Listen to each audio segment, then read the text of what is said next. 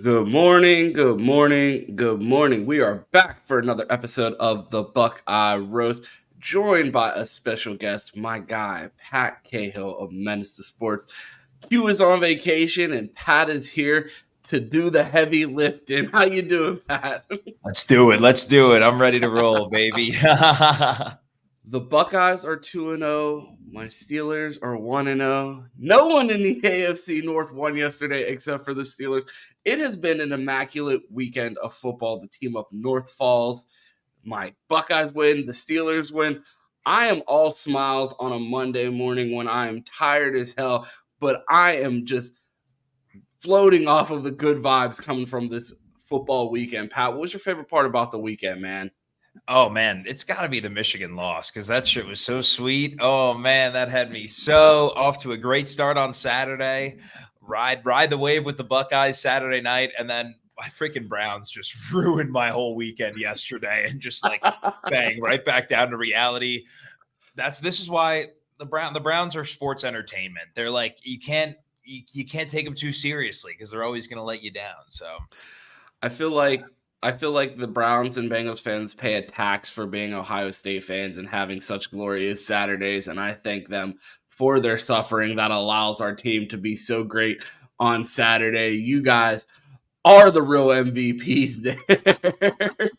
But before we get into that Michigan loss, we got to do some housekeeping. We got to shout out to our guy Charles Green, the first one in the chat. And also a big shout out to our ticket winner Dylan.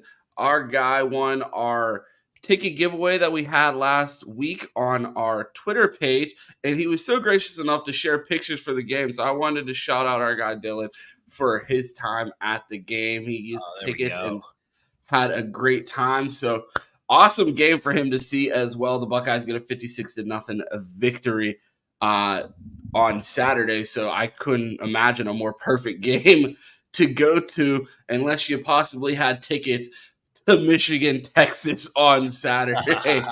You see Exactly. the defending champs, the defending Big Ten champs as well, go out there and get their doors blown off by Buckeye legend Quinn Ewers. We put him on the graphic. What were your biggest takeaways from this game? Because I went from thinking, man, maybe this team can figure it out. They'll figure it out at quarterback. The run game will get going, and this team will still be a problem that can jump up and bite people. And now, I don't know what to think about this Michigan team. Uh, I think they're gonna be at best 9-3 because there's no way with this offense and that might even be a stretch. They might struggle to win 7 or 8 games with this offense unless they make a switch at quarterback. And if Jack Tuttle seems to be maybe a step above what Davis Warren cannot play quarterback. I mean, that is bad to watch. I mean, we're going back to like the John O'Korn days of Michigan. Like that's like I haven't seen quarterback play this bad.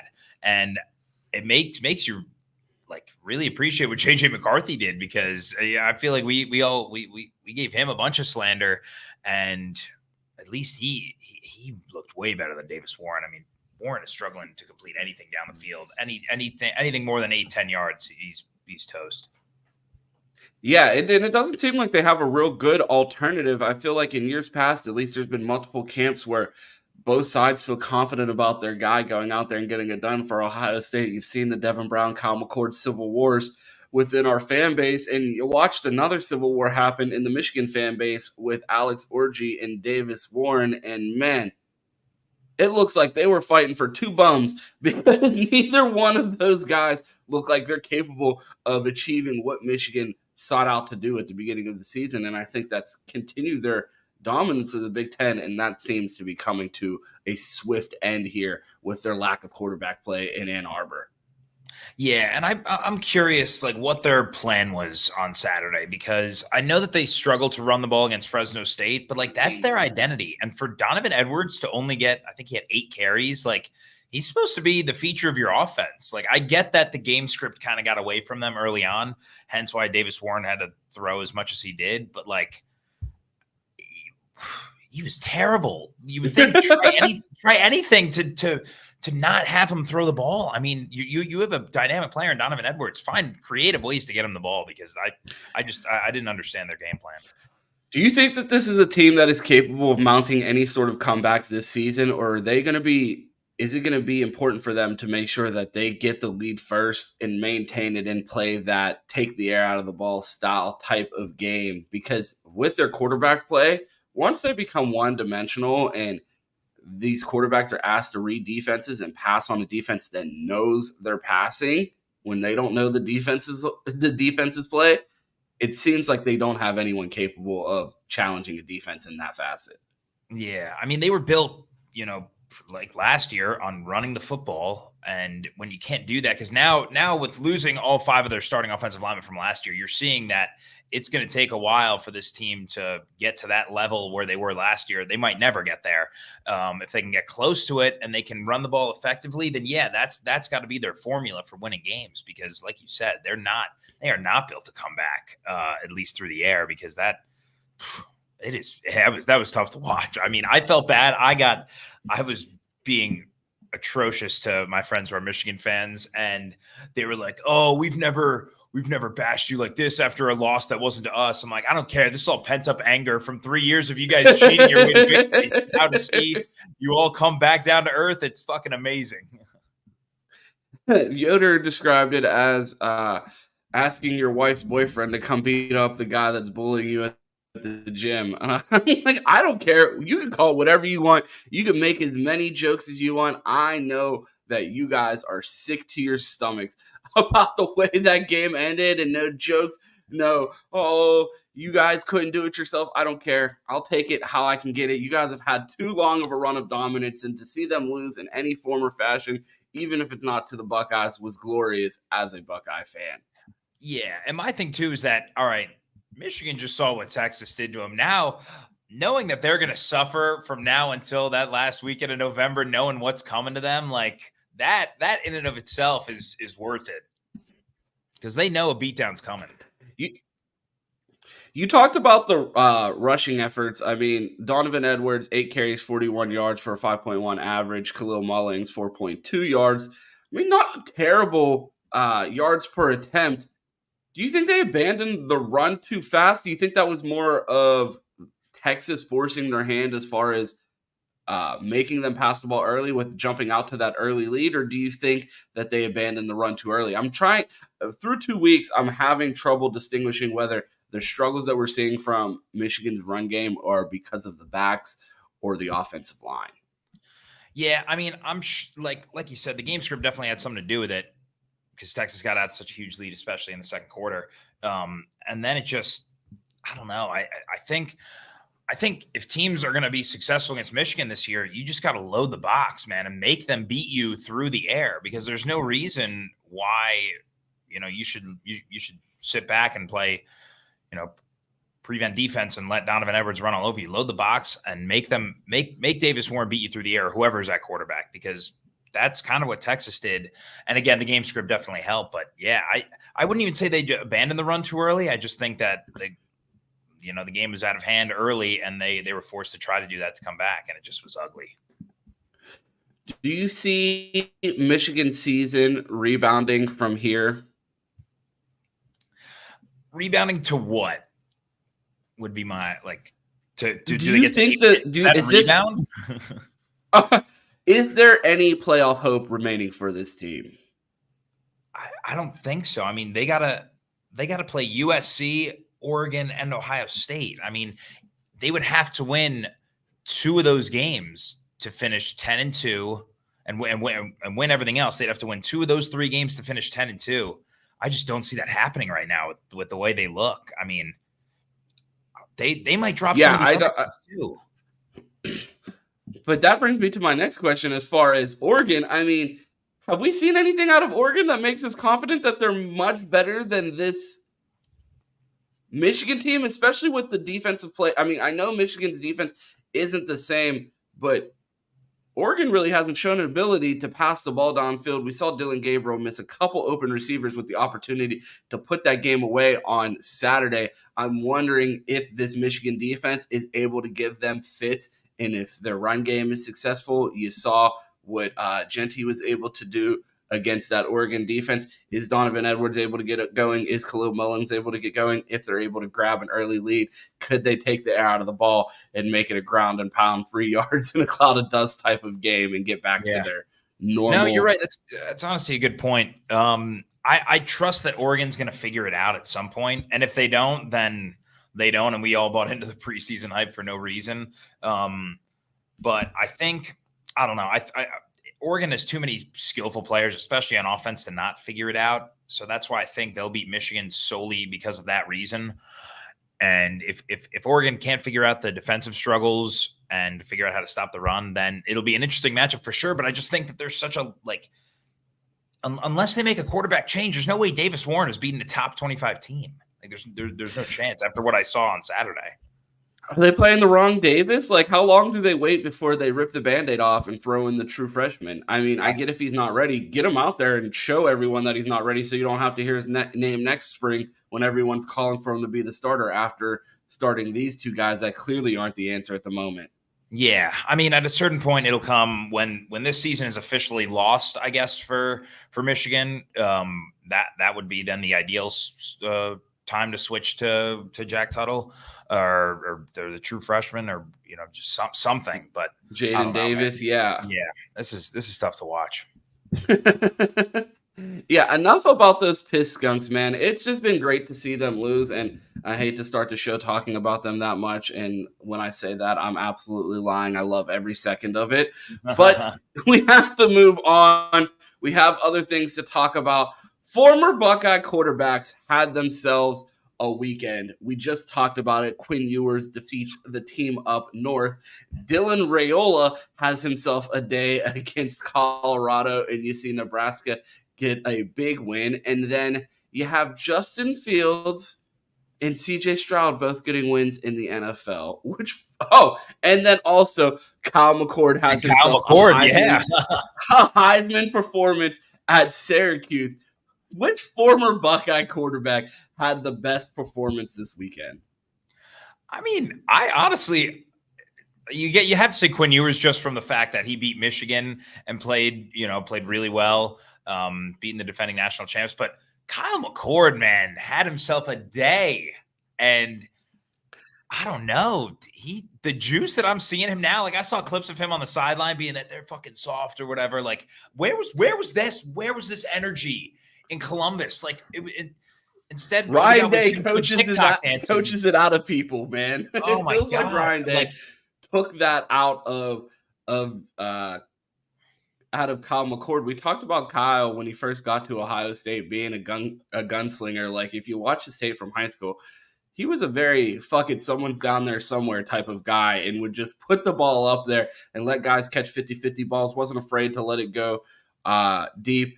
Goj said Cal is crushing these middies. I mean, more ranked wins than the Buckeyes at the moment. I mean, Georgia Tech a little bit overrated, but Kyle's doing something that we wanted him to do last year that he wasn't doing. We never felt like when we were going out against some of these bad teams that we were beating them in the way that we should. And it's at least good for him to go out there and be able to put out these dominant performances, which was something that people questioned his ability to do last year for the Buckeyes. Yeah. No, it's honestly, I have no hate towards McCord. I just wish we saw this kind of energy with him. Like, he just is playing with so much fire now. And I get that, getting booted out of Ohio State will light a fire under a kid's ass. So I get it from that perspective. But man, if we just saw a little bit of this juice when he was in Columbus, he could still be here potentially. I mean, I don't know.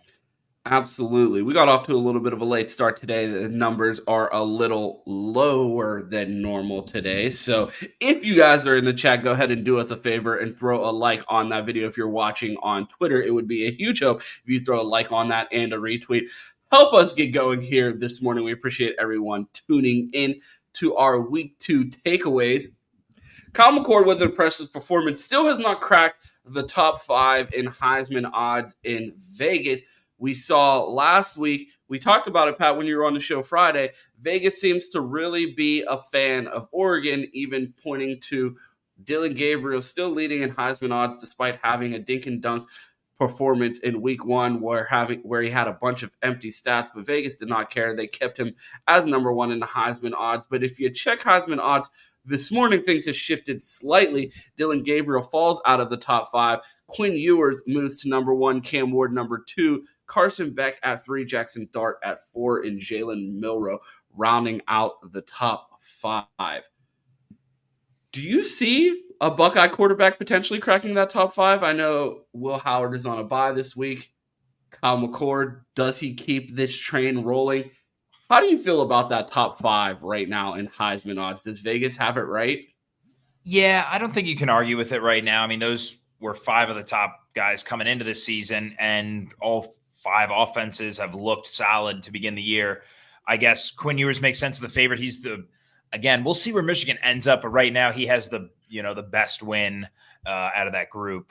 But yeah, I mean, he showed out on Saturday, so he threw some nice balls. Isaiah Bond looked really good. I think Texas offense is going to be special this year. I think Ewers has a good shot, but Cam Ward is so dynamic too. I mean, right now he's probably my favorite still to win. I just think because of the level of competition that Ewers is going to face throughout the season versus Cam Ward, I think you have to value Cam Ward a little more. He'll have a little bit of an easier path, but it'll be interesting to watch. I think Will Howard will jump in at some point. The only problem is between Quinshon and Trey. I don't think he's going to have the stats to put up Heisman numbers. I agree, especially with Ryan Day's emphasis on getting guys in the game. He played 3 quarterbacks here on Saturday, and in years past, I felt like Ryan Day would stat chase and keep guys in later than he needed to, especially in a pursuit for a Heisman for CJ. It definitely felt like we were chasing numbers at times. You saw Colorado get their doors blown off by Dylan Raiola this past weekend. Chris and I had talked about the Heisman discussion, and I said, I just don't see how Travis Hunter, a guy playing on both sides of the ball, doesn't get his name in the mix at some point. But man, Vegas seems to be sending a message that they are not believers in Colorado or any of that hype, despite a guy playing both sides of the ball, doing something that we haven't seen in decades as far as someone playing at that high of a level on both sides of the ball. Does it feel like the Travis Hunter and Shedeur Sanders Heisman campaigns are dead on arrival? Yeah, I think so. I mean, Colorado's just overhyped. I mean, that was the first real test they've had in a while. And shout out to Nebraska. I mean, that atmosphere looked crazy on Saturday night. Then they couldn't Will hang. Compton Day. Oh man, them boys were buzzing. Shout out Nebraska. Go Big Red. I know. Imagine if they would have had you on the sidelines. They saw what you did for the basketball program. Why didn't they have you out there for such a big football game like that? You could have showed Prime how to really turn up a timeline or a sideline. They have all kinds of rappers and former NFL players, but they don't realize that that Nebraska could have 3-6 Mafia's very own Project Pat right there on the sidelines. A missed opportunity by them, but hopefully Matt Rhule gets his shit together and realizes that you could turn that program around. Oh yeah, I believe. Hey, that October game, man. If Ohio State and Nebraska are both 7-0 come the end of October, that's going to be a hell of a game. I'm excited for that one. I mean, could Ryan Day potentially see 3 of his former quarterbacks on his way to a national championship? We're drawing Syracuse in the first round, aren't we? Syracuse in the first round, Quinn Ewers in the national championship, Dylan Raiola week 7. Like, can Ryan Day defeat all of his demons in his quest to a national championship this year? Oh, how poetic would that be? I will say Syracuse, I do have a future on Syracuse to make the playoffs. That's looking strong right now. That's what I'm saying. If Miami doesn't get in the way and Syracuse is able to handle business, you're going to be cashing that bet. It definitely feels like Vegas is out on Colorado. It's going to be interesting to monitor these Heisman odds, especially with the swings that you've seen already. Dillon Gabriel once the Heisman darling. I mean, and now football is being played. And you see how that's going. At this point, it's seeming like Cam Ward is free money while he's lingering at the second best odds. With that Miami schedule, I just don't see even a potential stinker on the schedule. I don't even see a real defense when I look at Miami's schedule. So it looks like Cam Ward is off to the races when it comes to this Heisman campaign. I do want to talk about the Buckeyes. They are on a bye week this week, but they do handle business 56-0 against Western Michigan. Jim Knowles gets his first shutout as Ohio State's defensive coordinator. Does that stat surprise you? Jack Sawyer talked in his interview about how they've come so close in years past. And when I saw the stat that it hadn't been since 2019, I'm like, oh, wow. These 2021 defenders that have been playing large minutes now for the better part of 3 years for this team have not been able to achieve a shutout, and they get it done here on Saturday. You heard the rumblings of Jim Knowles' defense always being best in year 3. It looks like they're getting there. Yeah, I mean, they looked real good on Saturday. I mean, again, it's Western Michigan, so I hate when people are like, oh, first shutout. Like, it doesn't really matter. Like, I love the shutout, but like, I want to see these guys perform at an elite level against an elite team. And I think they will, because like watching Caleb Downs on Saturday, he looks like he gets shot out of a cannon when he's coming out from the safety position into the backfield. He looked great. I thought Jack Sawyer looked great. He finally got his first sack of the year. Shout out Sawyer. Did we hit our over under? What was it? It was 2. Was it 1 sack each for JTT and Sawyer? Or was it over 2 combined? I am pulling up Friday's show notes.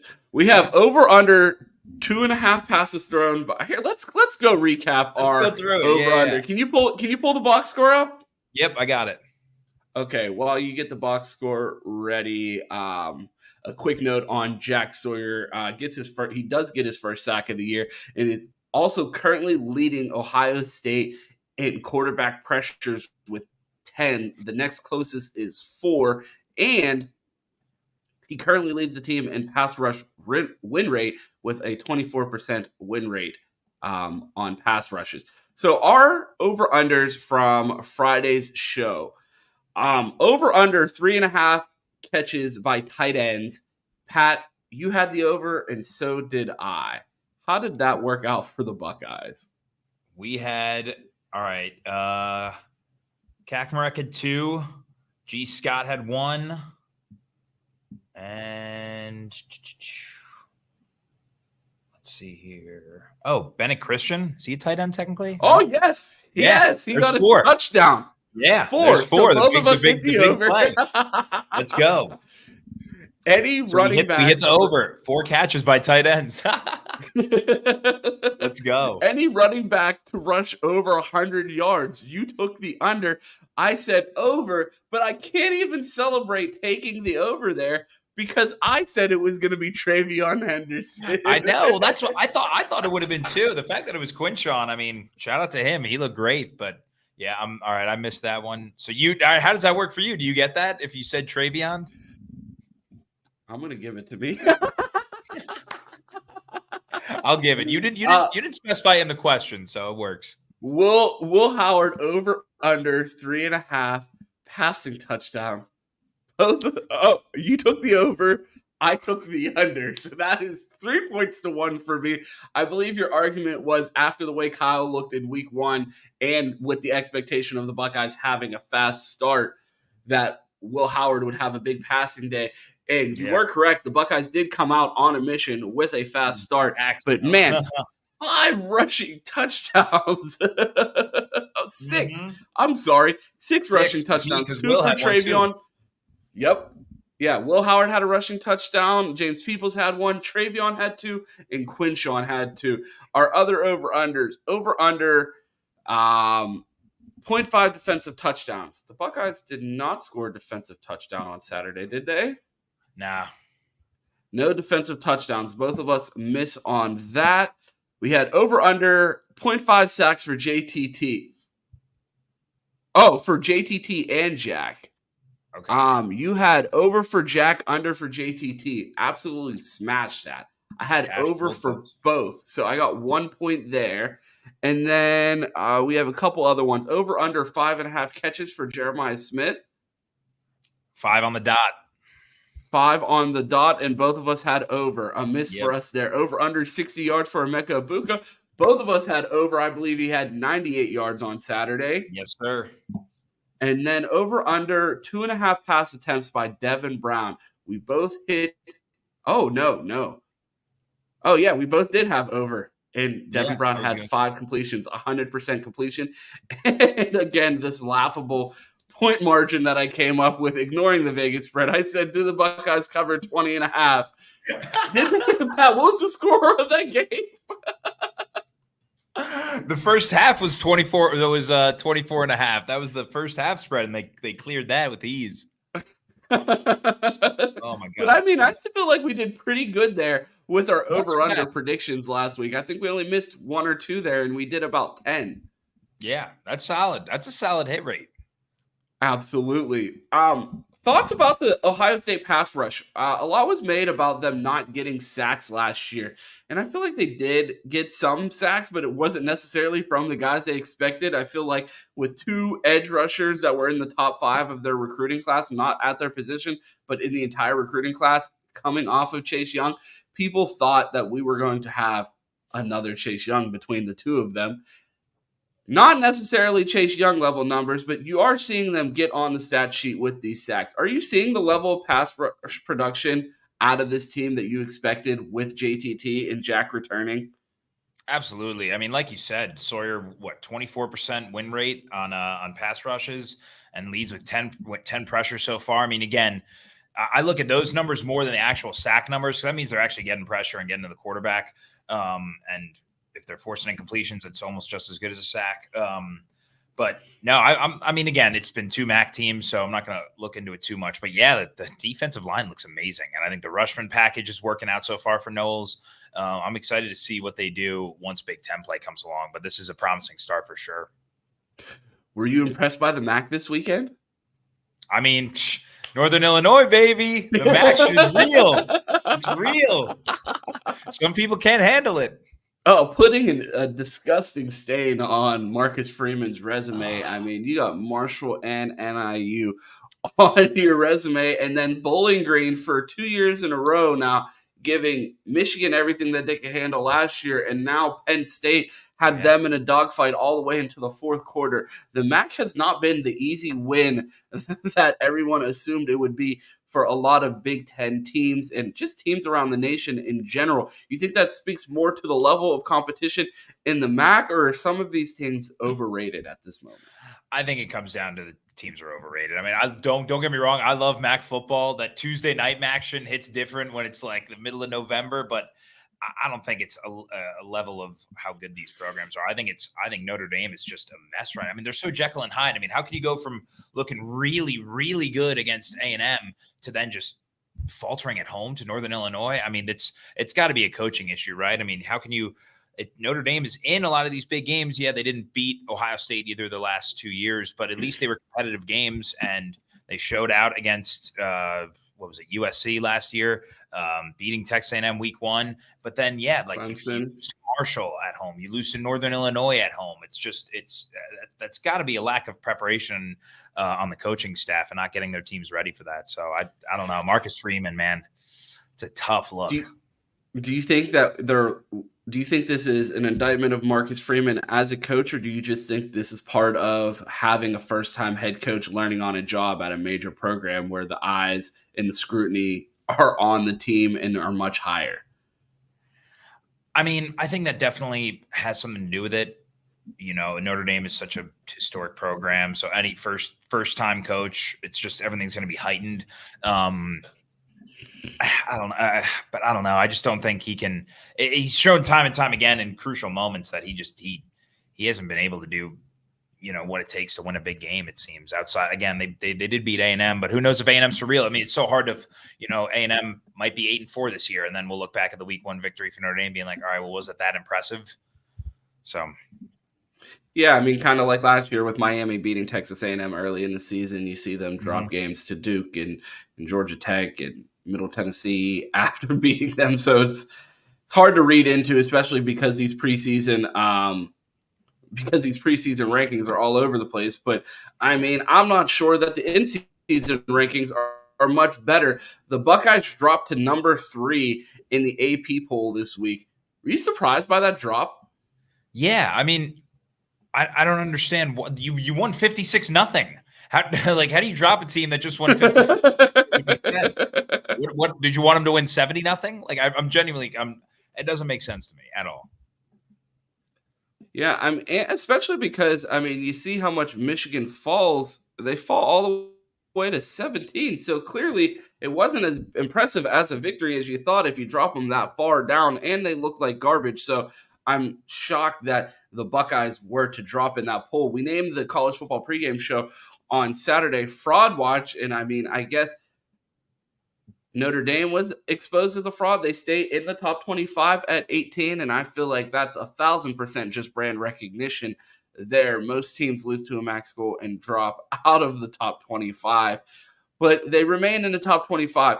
Do you have any complaints about this top 25? Do you think there are any frauds remaining in this top 25 of teams that are overrated, teams that are riding either week one or week two hype that you don't think is legitimate, or people that are still coasting off of offseason hype and have yet to be exposed?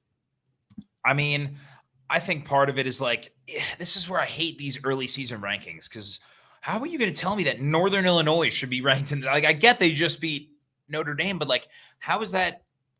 Like, I don't think that's justifiable to put them in the top 25. I mean, at Boston College, same thing. Yeah, they beat Florida State, but how? Like, Florida State might be really bad this year, so why is Boston College automatically then ranked? I think Iowa State, not ranked team, jumping into the top 25 after beating Iowa, a team that do we know if they're good? I mean, we know their defense is good, but like, what? Same shit, different day. They scored 19 points. Like, you're not going to win many games if you score 120 points. So, especially you make the head coach fire his son as the offensive coordinator to bring in a new offensive coordinator, and everybody's like, "Oh my God, did Iowa find an offense because they put up 40 points week one?" I said, "Oh no, it's just week one. Give them time. You will see the Iowa offense here in no time." Yeah, I mean, it's hard to say who is really a fraud right now. I mean, we'll see a lot of shit. You got 6 of the top 7 teams in the country are in the SEC.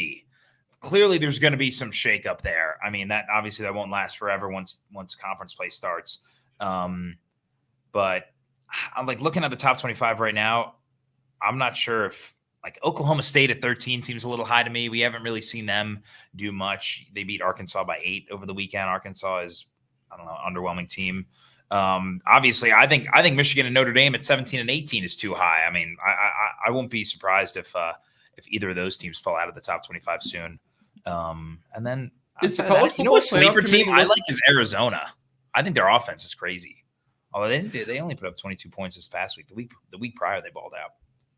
Do you think the playoff committee is looking around like, oh, maybe we fucked up? You look at the top 10 or the top 12 right now, and you said 6 SEC teams and 1, 2, 3, 4, 4 Big Ten teams. That leaves 2 other spots. And if I'm doing my math correctly, there's more guaranteed spots than just those 2 remaining, which means one of the top 12 teams, as it currently sits, would not make the playoffs due to automatic bids. Do you have a problem with that? I don't. I like the fact that they're going to give a group of 5 team a chance to show that they belong, especially if they, are have an undefeated season like we saw UCF and Cincy have in years past, or if they're a 1-loss team that had a good, or they're a good loss and racked up multiple quality wins. I think it's worth it to put them in to give teams that are outside the I guess now Power 4 conferences something to play for. It'll be interesting though how many of those the at-large bids go to SEC and Big Ten teams. Is it going to be 100%? Like, or is it all going to be right? I'm just looking at some of these teams right now, and if you have to boot one of these teams in the top 12, I like the current top 12 right now. I'm not booting any of these teams for a group of 5 team. Yeah. Like, if Utah's more than deserving, they're going to get a Big 12 bid, so that locks one of those up there. And then you have, I'm trying to think who would else get the other. Right now, Miami would get the ACC bid, and then you would fill it out with the G5, Big 10, and SEC. And man, would it be a kind of a black eye after bragging all off season about the money and the power that the Big 10 is if we go into the first 12-team playoff and 50% of it is the SEC. Well, honestly, we're not doing ourselves any favors, and by we, I mean as the Big Ten Conference. But like every SEC team is taking care of business so far against and against obviously Texas beating Michigan is a quality win, but and Georgia over Clemson week 1. But like everyone else rolled this week, and you have Penn State only winning by 7 against Bowling Green. They're not doing themselves any favors. Oregon struggling to a second straight Idaho team in as many weeks, like not doing yourself any favors. So it's like you can't be mad if the committee decides to roll with all SEC because they're actually taking care of business right now. I mean, it's only week 2, but Big Ten's got to show up. Ohio State's doing their part. USC is doing their part. Where's everyone else? I didn't do fucking shit. As that meme goes. I'm doing my part. I'm doing my part. Literally though, like no one else besides Ohio State and USC has stepped up and looked good in 2 consecutive weeks to start the year. Exactly. It's going to be fun to monitor. A lot of people are complaining about the Buckeyes being on a bye week. I couldn't be more ecstatic for a weekend off. So I can't wait to just watch college football and really judge some of these teams and get a better idea of what they look like as contenders. I just want to get your final thoughts on Oregon before we get out of here, because we talked about Fraud Watch and you mentioned that they've struggled with their second straight university out of the state of Idaho, 2 weeks in a row. Do you think this is them just working through a new quarterback, new wide receivers, and working through early season growing pains? Or do you think this team might have been slightly overrated coming into the off season? Because coming into the season, because a lot of people, if you would have asked them 4 weeks ago, would you rather have Dillon Gabriel or Will Howard? I think you would have got a unanimous response, Dillon Gabriel. You couldn't pay me to take that guy as our quarterback over Will Howard right now. The way Will Howard looks, even against the competition that we've seen, looks like he fits this offense perfectly. Even the people clamoring for Cam Ward, I'm like, I don't think there was a more perfect fit this offseason for what Chip Kelly and Ryan Day want to do with this offense than Will Howard. Oh, I 100% agree. And that's where, I'm not going to write off Oregon just yet, because I do think Dillon Gabriel is more talented than Will Howard. But like you said, for the bit of the offense, I would not trade Will Howard for either of those two right now, just based on how he looks through 2 weeks. I think he's got command of that offense. He's doing exactly what they need him to do. He doesn't need to be, the hero of the offense. We have 2 really good running backs that are going to be the feature points of the offense. He's got a stud receiving core. Just get them the ball and don't turn the ball over. And that's he's done his part so far. I think Oregon will get it together at some point. I just hope maybe it comes after October 12th. But from that perspective, I mean, you have to get a little worried though about their defense, giving up 34 points to Boise State. I get that Jonty's a good running back, but I don't know. There was a lot of talk about how this Oregon defense was going to rival Ohio State's in terms of who had the best in the Big Ten, and they do not look the part early on. It's been funny watching Oregon fans eat humble pie every weekend, because they spent the whole offseason talking about Dan Lanning's tough and we don't have a TikTok team and we got a better defense and better secondary than Ohio State. And it's like, I mean, 90% of this Oregon hype, I mean, I've asked the question in the offseason, what's Dan Lanning's best win? He gets his ass beat by his ops. He hasn't beat Washington, has lost to Oregon State, and his biggest claim to fame is a fucking TikTok smoking a cigar after a recruit landed. Like, I don't understand this hype. Like, if you think Dan Lanning is good looking, just say it, because that could be the only possible reason that you're high on Oregon at this point, because this man has not shown anything on the field to make people believe that he is the man that they're saying he is. I mean,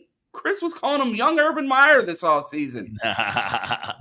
It's true. I mean, I'm not going there. No, absolutely not. Until again, like you said, until they win a big game, man, you can't take this team for real until they actually can prove that they can beat a formidable opponent and not Colorado. Then yeah, I like the number 9 ranking to me. Again, how can you rank this team 9 through 2 weeks that we've watched them play this year? Forget the preseason hype. You've seen them play 2 games. You cannot tell me with a straight face that they're better than Miami or USC or Utah. Like, that's why I can't stand these early season. They're so biased heavy on the offseason rankings, which mean nothing. These teams haven't played yet. How can you rank Oregon as a top 5 team and they haven't even played? Get rid of offseason rankings and then rank these teams starting now. If we did a top 25 now without preseason rankings, this list would look so different. Oregon wouldn't even sniff the top 10. Absolutely. And I mean, they're still hanging out in the top 10. And you would have thought one of the teams that they just squeaked out a win against would be in the top 25. I'm scrolling through the top 25. Not a team in Idaho on the list. So I definitely think they are our fraud alert team to keep an eye on here going forward. And October 12th can't get here soon enough for Buckeye fans. I can't wait for them to hopefully go in there and beat their ass, because it would be fun to see how the national media responds to Dan Lanning losing another big matchup, especially having not beat any of his rivals. They want us to call them that team out west. Well, we're going to treat them like it. Earn that shit. Yeah, exactly. But I appreciate you joining us here today. Pat filling in for our guy Q. Pat will be in again tomorrow. Q will be back on Wednesday, but I'm a little bit late for work. I appreciate everybody tuning in to this episode of the Buckeye Roast. A big shout out to our guy Dylan. I hope he had a great time at the game. And again, another shout out to our guy first in the chat, Charles Green. We appreciate everyone tuning in. Pat, let the people know where they could find you. Absolutely. Follow me on Twitter at Pat_Cahill. That's KHILL8. And then same thing on Instagram, but _CAHILL this time. It's so confusing. We'll get it together at some point. We're going to consolidate those into a single. Exactly. Is Project Pat taken? I think so. We're going to have to find another one. But man, it has been a great time talking week 2 takeaways with you here. If you guys want to find me, you can find me on Twitter at 2_TEES. You can find us here weekdays at 8 a.m. except for today because we got a late start. But we'll be back on time tomorrow, and we're going to be enjoying this bye week. The Steelers win. The Buckeyes win. The team up north loses. It is a glorious football Monday. I hope you guys all have a great start to your week. And as always, go Bucks and OHIO.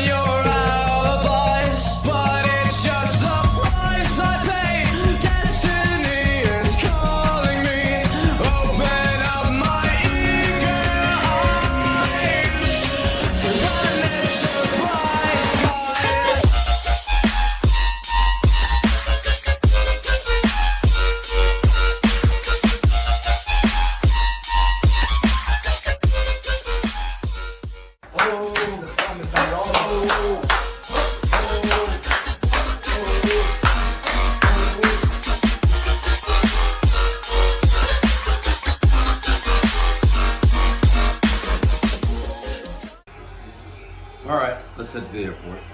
Touchdown, midnight.